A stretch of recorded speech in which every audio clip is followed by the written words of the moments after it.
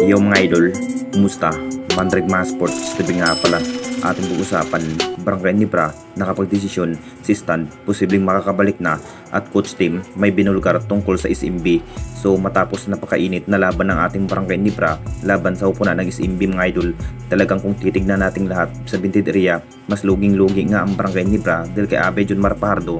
Talagang ito na nga rin ang dahilan kung bakit natalo nga at tambak ang inabot ng ating Barangay Nibra sa Game 3. Ine-expect na nga rin ng lahat na makabawi na nga ba ang kupunan ng ating Barangay Nibra sa Game 3 mga idol, pero talo pa rin ang inabot.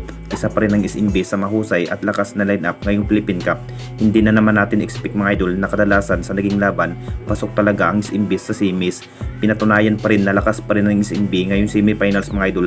Marami na rin ang nasasabi kung makakabalik na nga ba ang dating big man ng Barangay Nibra ay walang iba para may makapantay sa lakas ni Abay Jun Marpardo ng SMB sa Bintid area.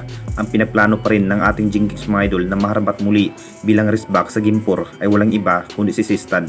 Naging impact na nga rin sa ilalaro sa nasabing big man mga idol na si Sistan dahil ito pa rin ang naging match kay Abay Jun Marpardo sa Bintid area. Nakita naman nating lahat na hindi pa rin sapat itong si Japet Aguilar. Nakapagdesisyon ng araw ang Hinebra management kung sakaling makapaglaro na itong si Sistan ng Barangay Nibra bilang wristback, posibleng matatalo na nga ba ang SMB. Ang problema pa rin ng Jinkings kontra sa SMB mga idol, itong si Abay Jun Marpardo na walang makapagpigil sa Bintid area. Sayang na sayang ang naging import ng ating Barangay Nibra dahil ang pangarap sana na makamit ang matagal ng hinahangad na makuha ang kampyonato sa ating liga, pero butas ng karayom pa rin ang kanilang madadaanan bago makuha ang matagal ng hinahangad ngayong season, dahil baka ang SMB pa rin ang mananalo sa semis at makakapasok na sa finals, pero mas kinakailangan pa rin itong si Sistan para mas lumakas pa sa Bintid area kapag may Sistan. Desisyon pa rin ang tira pirma jeep ang inihintay ng Barangay Nibra kung ibibigay pa nga ba itong si Sistan. At dito na naman tayo sa isa pa nating balita. Coach team may binulgar tungkol sa SMB.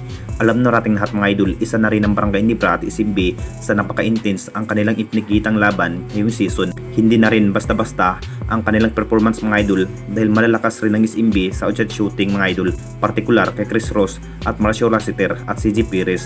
Tulad rin ng ating Barangay Nibra noon mga idol, nagiging match pa rin ang laban. Marami pa rin ang nakapagtataka kung bakit nanalo nga ang Barangay Nibra sa Game 1. Hindi man lang nakapurma pa sa Game 2 to Game 3. Lamang na nga rin ng isang panalo ang SMB sa series mga idol. Kung sakaling makakaapat na panalo ang SMB mga idol, talagang sigurado makapasok na patungong finals.